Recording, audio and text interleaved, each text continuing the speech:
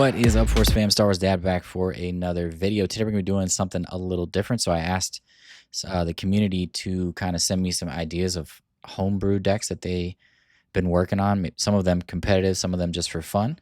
So I kind of wanted to share some of these decks. Some of them are really, really cool. Before we get into today's video, please make sure to check out my Patreon if you want to get more exclusive content from me. And we are building a great community there. A lot of the decks that are on today's video are from Patreon members. And please make sure to like and subscribe. It does make a big, big difference. And make sure to sign up for the 5,500 subscriber giveaway, where I'll be giving away 3 Carbonite packs. I think I'm going to keep doing the Carbonite pack thing for a little while. It seems to be something people really like. Also, for today's video, comment what are some of your favorite home brews, some of the decks that you really like to play at the kitchen table or just kind of play with friends. Would love to hear about that, and I will be giving away a Prestige Kelleran for one lucky winner. So first deck on here is actually a deck that I've been working on with a buddy that I ran into just playing on Petronaki. We were talking about how we both got showcase Qui-Gons and how we were trying to make this leader work, and we talked about blue and just trying to make blue seem like the color that might work just because of the strong removal and the restore effects and Anakins and Luke Skywalkers and things. And so in testing, it's been pretty cool. So this is his particular version. It's a little different than mine. I'll show mine too, just because we've been working on this one together. One thing he came up with a lot of this stuff. This is me kind of adjusting my list based on what he did. So definitely this is Lucas's list, I believe is his name. So one really cool thing in here is the ability to just gain life over and over and over again with redemption. So once you get to the 8 resource turn, as long as you've been able to stabilize, what you can do with redemption is just gain 8 life and then use Qui-Gon's ability, send it back, play an Anakin, for example, kill a thing. So you have the Anakin on board to do restore 3. And then you can play redemption again. A really, really cool thing about this deck, one of my favorite parts of this deck is sneak attack. I don't know why I never thought about sneak attack. So again, shout out to Lucas for that idea. But basically using sneak attack in Qui-Gon lists makes so much sense because you attack in, especially with cards like Anakin and Luke, where you're getting removal with the sneak attack. You're getting to attack, you're activating the force, and then you can use Qui-Gon's ability, send it back so it doesn't die, and then you get to play another card like Depa Baloba or Plo Koon to be able to ambush in and get the force again and kill something else. So there's some really, really cool things you can do in this particular version. I feel like we're right on the cusp of making this version good. I was testing it out against some decks online recently, and it definitely feels wonky still, which is definitely just Qui-Gon in general, right? The big knock on Qui-Gon is that you lose the initiative and to be able to do the cool things, and then sometimes you just get run over. So that's why we were talking about why blue might be the color for this deck. But it definitely, once it gets going and once you do the things that it does, it feels great. I mean, particularly once you get to those bottom 2 rows of cards, there's some really sweet things you can do there. Some differences with his list compared to mine are the 2 rays are different. I did take out the power of the dark side as well. I know he was toying around with that for Anakin, which makes sense for sure, especially with sneak attack, to be able to kill, do -3 twice at a certain point in the game, and then send Anakin back and play one of these 5 drops like Plo Koon. When you get down to that bottom row, the things that you can do with redemption and Luke, and then even into Plo Koon, and it's so much fun. The redemption thing is just amazing.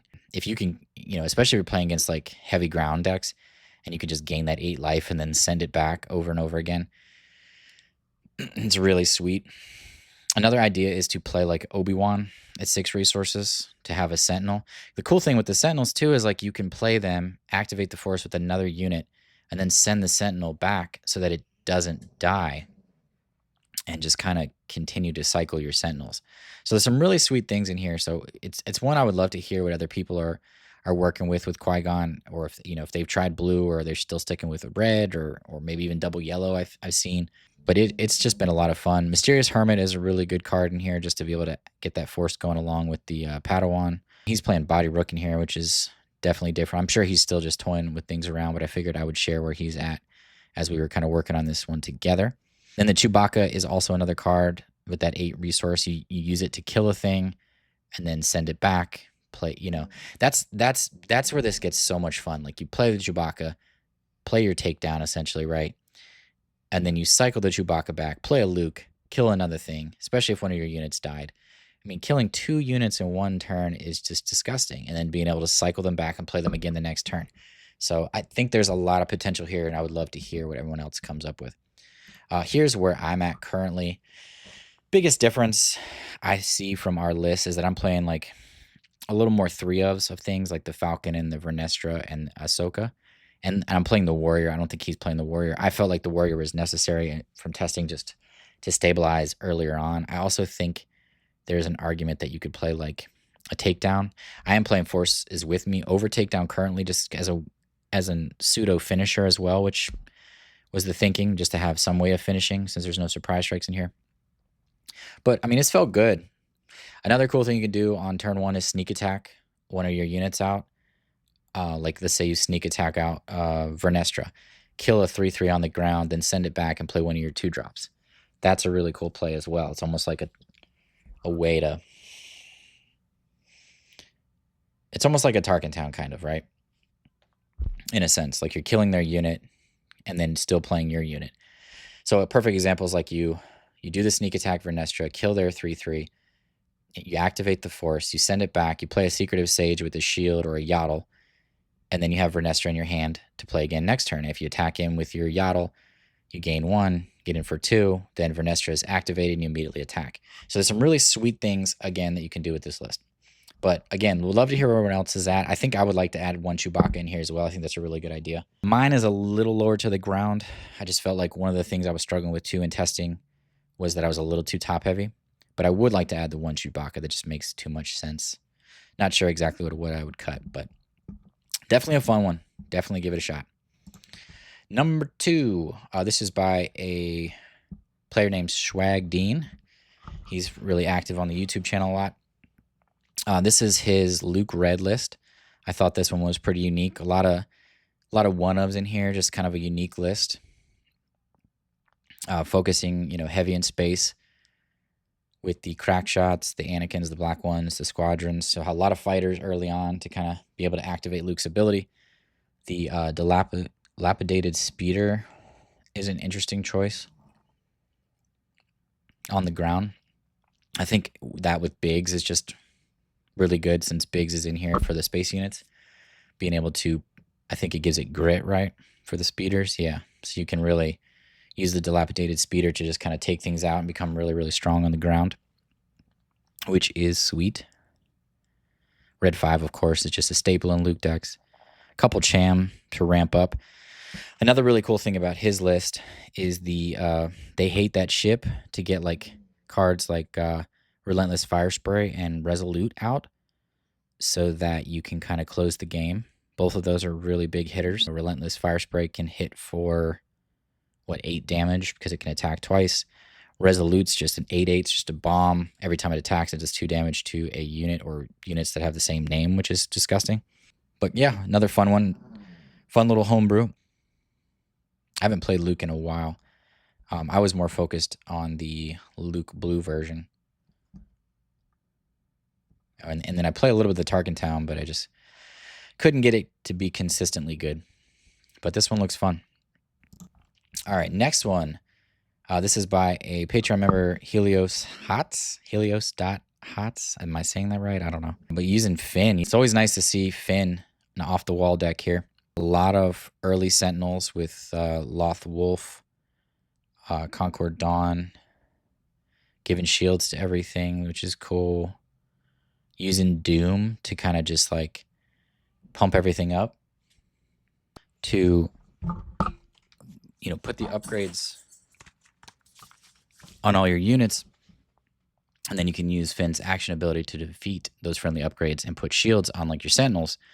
So I definitely think that there's some potential for Finn to rise up in this meta because of cards like Doom and Ezra as well.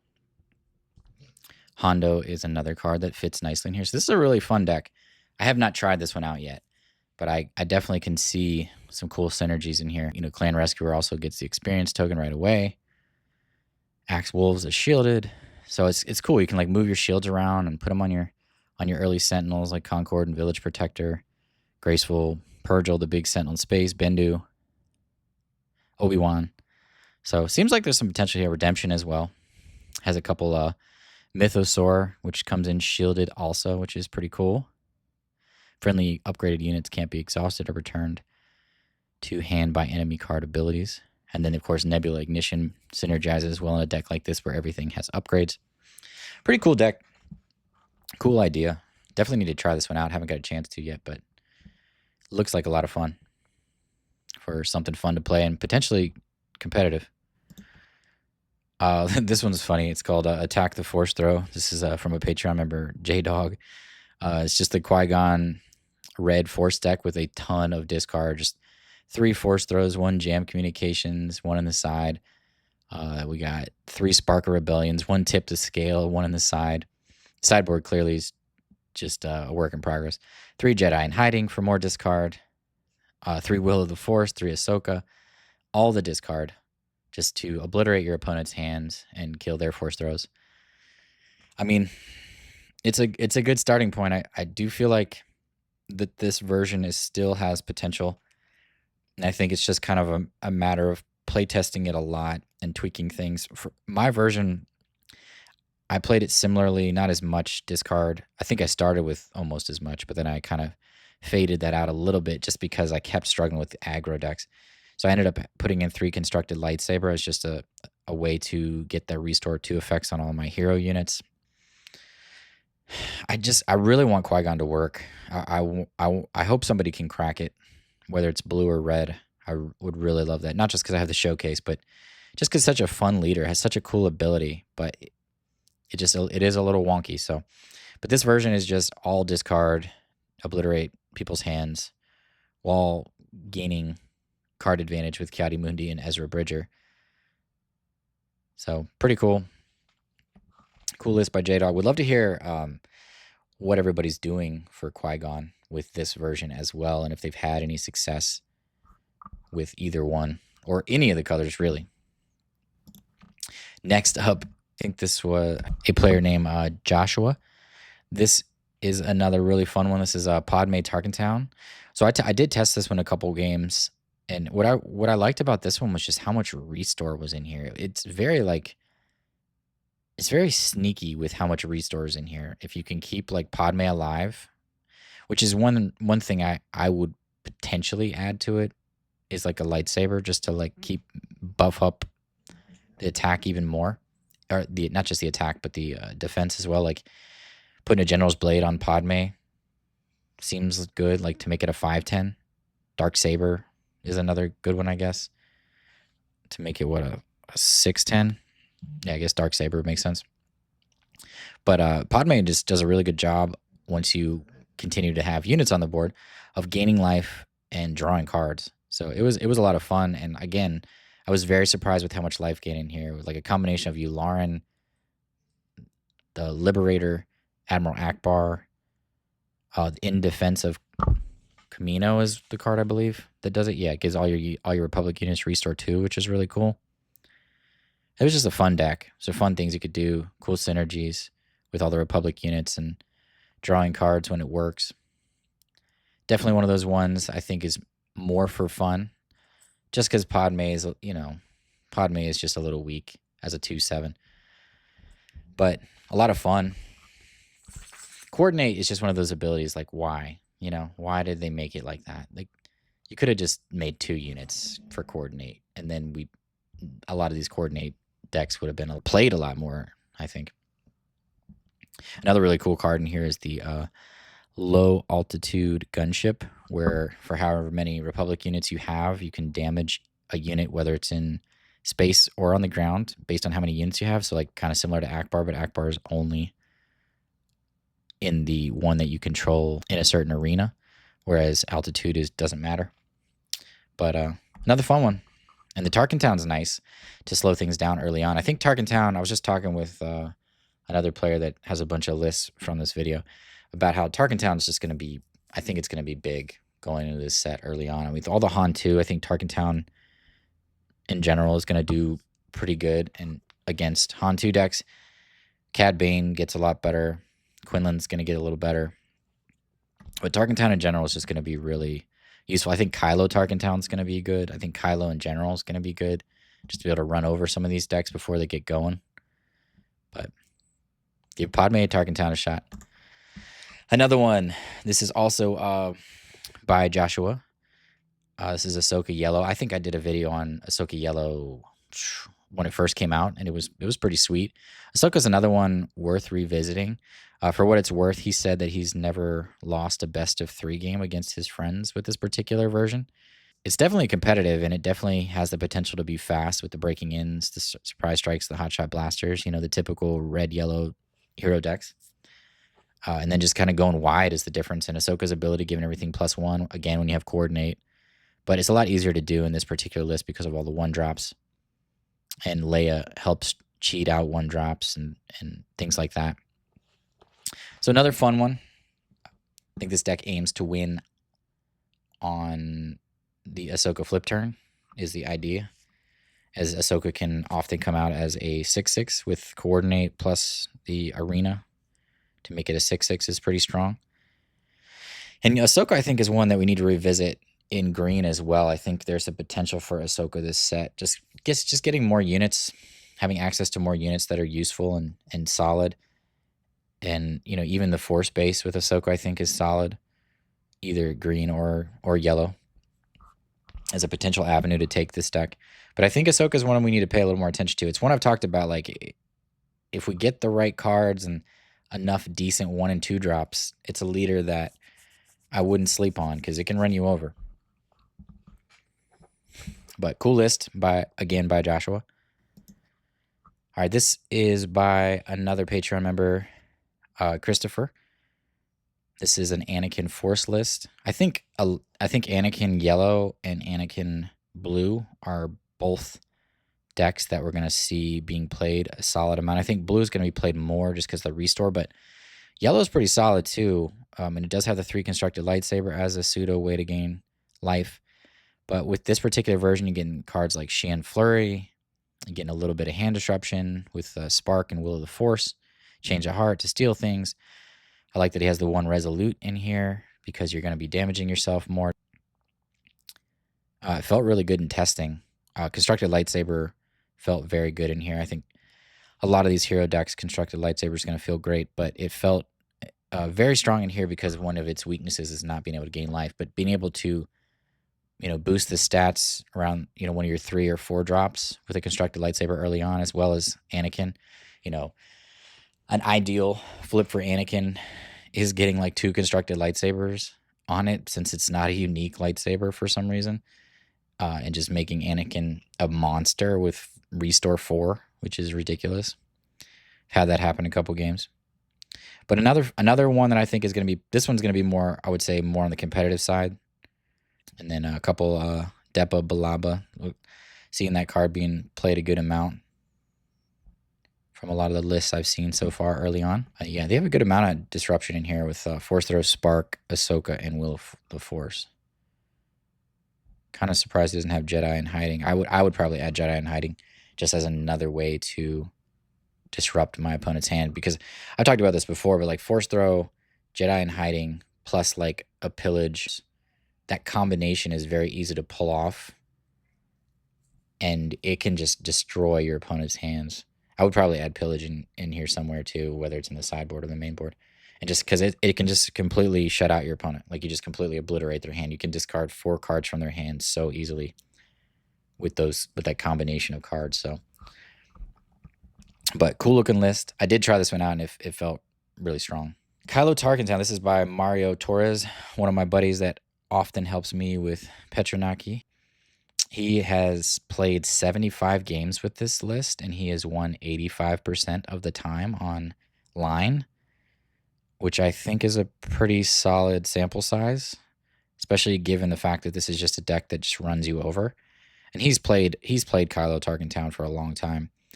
I think he was saying that it was more of a pet deck before, but he feels like it's very legitimate now.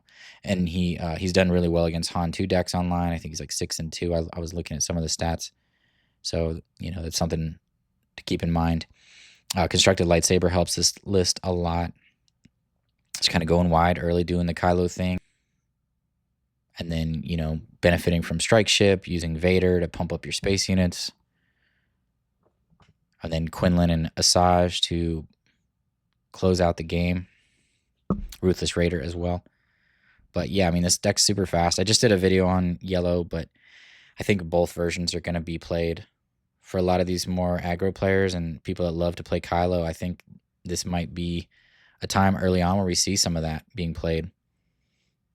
It's something to be said about decks that have been played for a while, like Kylo. Like, they've been around for a while, so people have been perfecting these lists for a long time. And now that they get more tools, especially the Lightsaber, the Quinlan, and the Asajj, and the Strike Ship, it brings the deck to a new level.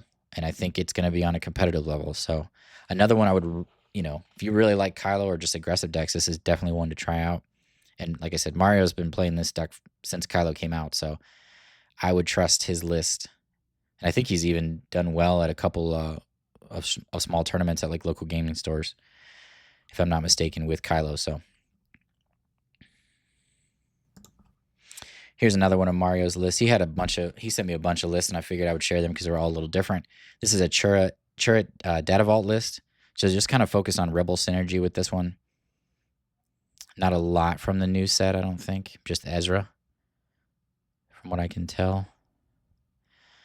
But I think this one's more on the fun side of just like playing with some fun rebels and pumping up your Sentinels with Chirrut's ability, using the General's Blade and the Lightsaber to boost a lot of these Force units, and just playing a good amount of Sentinels. We got Echo Base, Bright Hope, and Obi-Wan. But yeah, another fun one if you enjoy Chirrut. And then here is another list by Mario. This one's a little more competitive with some of the new additions from this set. With the First Order synergy with Captain Phasma, just trying to run your opponents over. Knight of Ren is one of the biggest additions from this set. The 4/4 First Order for 3 resources. I have not played a lot of Captain Phasma, but I have heard a few different people talking about Phasma being surprisingly fast. So another one worth checking out if you like Captain Phasma. That's another leader, again, like the more First Order synergies you get, it's another leader that could get better and better and better from each set in the next couple of sets. So just kind of something to keep an eye on. One card in particular I really like for Phasma is the Steadfast Battalion, just because it comes in as a 7/7. It comes out same turn that Phasma flips. It's a great ECL target. It has Overwhelm, and it's just a great way to take out leaders to close out the game. So I think that's a card that we just kind of forget sometimes since it's from set 1. Another card you can consider in this particular list, I think, is Craving Power. I think it's a good card to maybe play like a couple of, like alongside the Battalion potentially. It's just an additional way to deal with big threats and also to help you close out the game and keep your Phasmas alive. Cool deck. Definitely could see more of this in competitive scenes. Next is one of mine, Talzin Blue. This one's been surprisingly good in testing. I think the combination of cards like Doom and then, obviously getting in Vigilance at 4 cost, but Doom in particular, pumping up a lot of these units so you can play a little more aggressively even, making your Sentinels stronger. Doom's just such a cool card. It doesn't feel that much different. All these Talzin decks have a lot of the same cards. I mean, you're losing out on some of the red cards for sure, like Force Throw, but you're gaining Vigilance at 4. You're gaining Doom. You're adding in cards like Perilous Position, which have good synergy with Talzin, and then getting like cards like Count Dooku. So it felt really good in testing. Play the top target in the side for more aggressive opponents. Space is still your weakness. You could add Supremacy, I think, is worth considering. just to kind of slow things down more in space if that's a concern. But I felt like Perilous Position and Power and Drain Essence, as well as Vigilance, all did a good job of kind of stabilizing. So one to play around with more, though. I think a lot of these Talzin decks, I think even Talzin ECL or even Talzin Green Force is going to be pretty decent. So, but I liked this one in particular because of Doom and Vigilance. But Doom is just one of those cards that we might see more and more and more of. And it's nice to see Double Blue having some decent tools to potentially finally be relevant in this game. And then the last one, this has been one of my favorite decks since it came out. But I definitely think with some of the new additions like Scimitar and Battle Fury, that this deck is legitimately fast. Strike Ship as well. It's very consistent. Just run you over. That's what you do. Scimitar in particular is such a strong card. You can easily win because of Scimitar on the 4 resource turn. A lot of times you're going to win on the 5 resource turn. 4 and 6 resource turn are probably similar percentages, and 5 resource turn is typically when you're going to be able to close the game out. But this deck is just very, very fast. Like, you have a lot of 5 powered units immediately attacking. I'm playing the top target just to kind of spread out the damage in it because it's a cheap way to do so.